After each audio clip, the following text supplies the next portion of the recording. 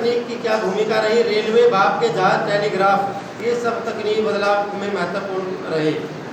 Railway, जो railway अपनी है उसकी भूमिका रही। भाप के जहाज, पहले भाप के जहाज चलते थे, भाप से, यानी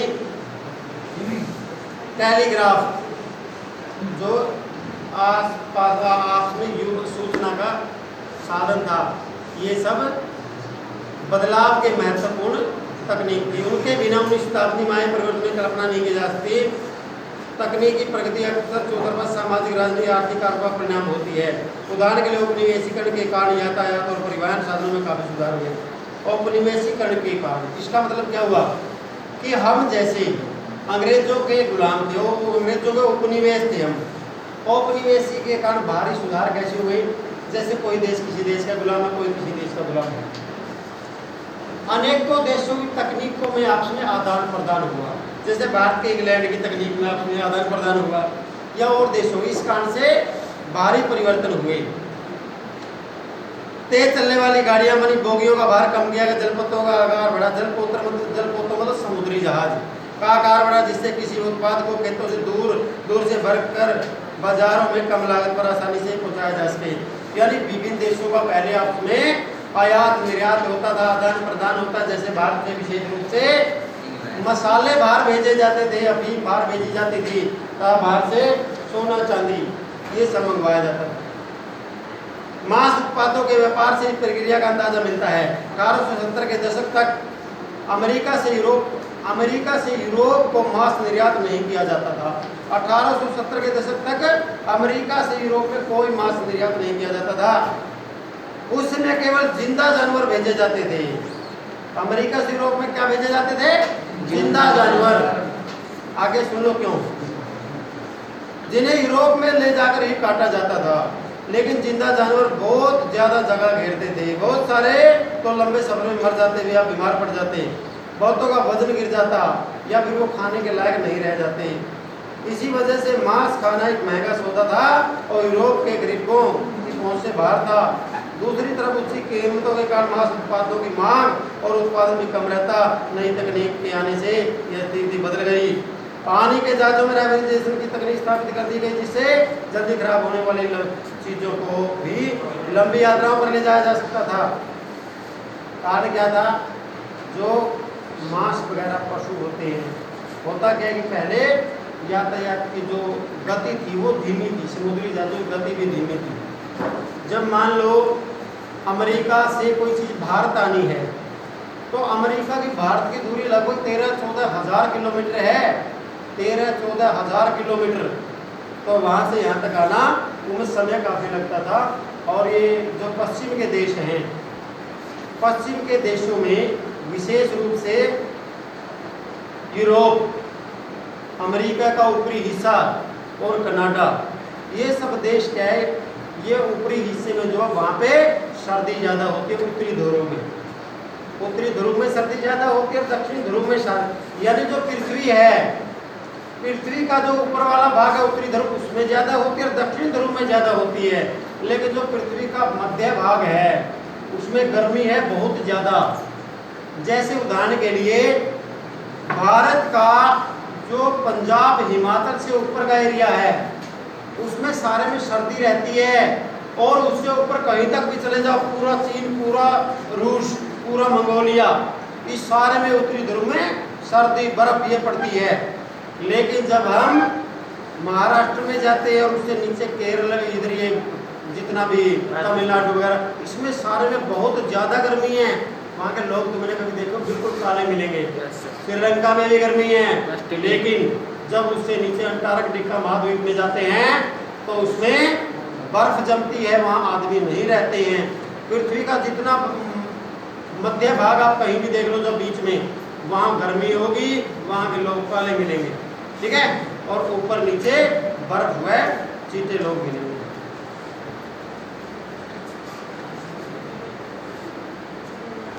इसके बाद तो जानवरों को यात्रा से पहले ही मारा जाने लगा। अमेरिका, ऑस्ट्रेलिया में, न्यूजीलैंड, सब जगह पर जानवरों की बजाय उनका मांस यूरोप में भेजा जाने लगा। इससे न केवल समुद्र मात्रा के यात्रा में आने वाला खर्च कम हो गया, बल्कि यूरोप में मांस के दाम भी गिर गए। यूरोप के गरीबों को ज़्यादा विविधतापूर्ण खुराक मिलने लगी। पहले उनके पास सिर्फ आलू और ब्रेड होते थे। अब बहुत सारे लोगों में मांसाहार, मक्खन, अंडे भी शामिल हो गया। जीवन स्थिति सुधरी तो देश में शांति स्थापित होने लगी और दूसरे देशों में साम्राज्यवादी मंसूबों को समर्थन मिलने लगा। इसका ध्यान कीजिए, ये जो देश है बहुत ज़्यादा ठंडे देश हैं, इनमें शराब पीना आम बात है, अंडे खाना, मांस मीट खाना आम बात है, क्योंकि ये सब चीज़ें उनकी ज़रूरत भी है, शौक भी है, लेकिन कहीं ना कहीं ज़रूरत ज़्यादा है, ठंड हद पार है। वो लोग जब तक इन चीज़ों का सेवन नहीं करते तब तक उनका इंजन उठता ही नहीं, वो काम ही नहीं कर सकते, या फिर वो उनको सर्दी चढ़ी रहती है। हम जैसे लोग हैं ना, वो ठीक मौसम में रहते हैं, हमें इसकी ज़्यादा आवश्यकता नहीं है। और गर्मी वाले इलाकों में तो अगर लोग मास्क यूज करेंगे तो उनके अंदर तरह तरह की बीमारियां हैं, एलर्जी से संबंधित बीमारियां हैं और फेफड़ों से संबंधित बीमारियां, कैंसर। अधिक गर्मी में मास्क का यूज करने से ये सभी नुकसान हो जाते हैं। 19वीं सदी के आखिर में उपनिवेशवाद, 19वीं शताब्दी के आखिरी 10 को व्यापार बढ़ा और बाजार तेजी से फैलने लगे। यह केवल व्यापार और संपन्नता का ही दौर नहीं था, हमें इस प्रक्रिया में यह पक्ष को भी नजरअंदाज नहीं करना चाहिए। व्यापार में जाति और विश्व व्यवस्था के साथ निकटता का यह परिणाम यह हुआ कि दुनिया के बहुत सारे भागों में स्वतंत्रता और आजीविका के साधन छीनने लगे।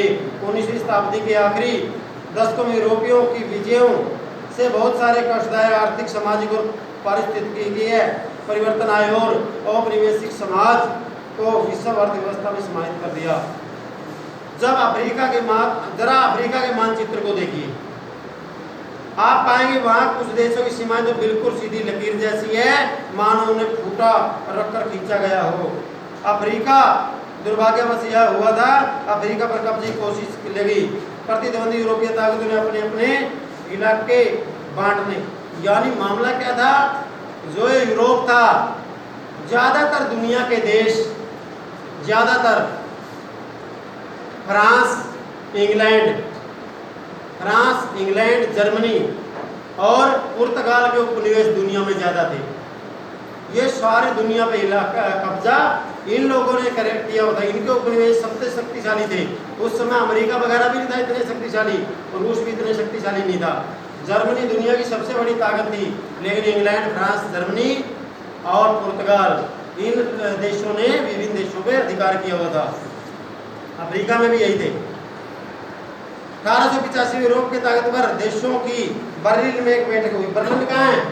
बर्लिन है जर्मनी की राजधानी। 1885 में बर्लिन में एक बैठक हुई जिसमें अफ्रीका के नक्शे पर इसी तरह लकीर खींच कर आपस में बांट दिया गया। यानी ये जो जर्मनी, फ्रांस, इंग्लैंड और ये सब देश थे, इन्होंने अफ्रीका को आपस में लकीर खींच कर सीधी आपस में बांट दिया। 19वीं सदी के आखिर में ब्रिटेन और फ्रांस ने अपने शासन वाले विदेशी क्षेत्रफल में भारी मात्रा में वृद्धि कर ली। बेल्जियम, जर्मनी नई उपनिवेशी ताकतों के रूप में सामने आए। पहले स्पेन के कब्जे में रह चुके उपनिवेशों का कब्जा करके 1890 के दशक के आखिरी वर्षों में संयुक्त राज्य अमेरिका भी औपनिवेशिक ताकत बन गया। आइए देखें उपनिवेश और औपनिवेशिक वाद समाज पर अर्थव्यवस्था, रोजी रोटी के साधनों का क्या असर पड़ा। पेज पर रीड पेस्ट का मवेशी लोग, मवेशी प्लेग। अफ्रीका में 1890 के दशक में रीड पेस्ट नामक बहुत भयंकर बीमारी तेजी से फैल गई। मवेशियों में प्लेग की तरह फैलने वाली इस बीमारी लोगों की आजीविका और स्थानीय अर्थव्यवस्था का गहरा असर पड़ा। इस बात का अच्छा उदाहरण है कि उपनिवेशिक समाजों पर यूरोपीय साम्राज्यवादी ताकतों के प्रभाव पर पैमाने पर क्या असर पड़े। ये उदाहरण से पता चलता है कि हमलों और बीजियों की इस दुर्घटनावश फैल गई मवेशियों की बीमारी। मवेशी किसको कहते हैं? पशुओं को। ये बीमारी पशुओं में फैली थी कि बीमारी का हजारों लोगों का जीवन भाग्य बदल कर रख दिया और दुनिया के साथ उनके संबंधों की नई शक्ल में डाल दिया। प्राचीन काल से अफ्रीका में जमीन में कोई भी कमी नहीं रही, जबकि वहाँ की आबादी बहुत कम थी। सदियों तक अफ्रीकियों की जिंदगी व कामकाज जमीन और फालतू पशुओं के सहारे ही चलता था। वहाँ पैसे या वेतन पर काम करने का चलन नहीं था। 19वीं शताब्दी के आखिर में अफ्रीका में एक ऐसे उपभोक्ता सामान बहुत कम थे। उपभोक्ता कौन होता है? जैसे मैंने तुम्हें बताया उत्पादन कोई चीज बनती है, उपभोक्ता जो उसका यूज करता है, उत्पादक जो उसे बनाता है। जाना गया? Yes sir. उत्पादन तैयार सामान, उत्पादक पैदा करने वाला, उपभोक्ता उसको यूज करने वाला। ठीक है, आगे 19 थे अफ्रीका में बहुत कम ऐसे थे। अफ्रीका में किसान होते आपस में जमीन और पालतू पशु होते थे, पालतू पशु जिनकी कोई कमी नहीं थी। शायद आपको यह बात समझ नहीं आती कि वेतन के लिए काम करने की क्या जरूरत है। 19वीं सदी के आखिर में यूरोपीय ताकतें अफ्रीका के विशाल भू क्षेत्र और खनिज भंडारों को देखकर महाद्वीप की ओर आकर्षित हुई। यानी यूरोप के जो मेन देश थे वो अफ्रीका के अंदर जो खनिज पदार्थों के भंडार थे उनको देखकर आकर्षित हुए। जाना, यूरोपीय लोग अफ्रीका में बागानी खेती करने और खाद्यान्नों को दोहन करना चाहते। अफ्रीका में बागानी खेती और खाद्यान्नों का दोहन, दोहन क्या होता है? एक होता है शोषण, एक होता है दोहन।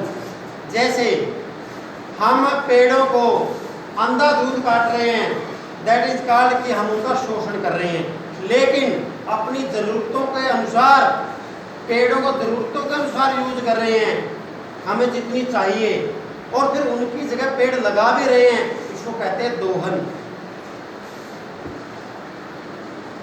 लेकिन यहाँ एक ऐसी समस्या पेश आई जिसकी उम्मीद नहीं थी। वहाँ के लोग तनख्वाह पर काम नहीं करना चाहते थे, मजदूरों की भर्ती रहा, और पास रोके रखने के लिए मालिकों ने बहुत सारे हथकंडे आजमाकर देख लिए थे, लेकिन बात नहीं बनी। उन पर भरकम कर लाद दिए गए, कर मतलब टैक्स लगा दिया गया, जिनका भुगतान केवल तभी किया जा सकता जब करदाता बागानों या खदानों में काम करता था।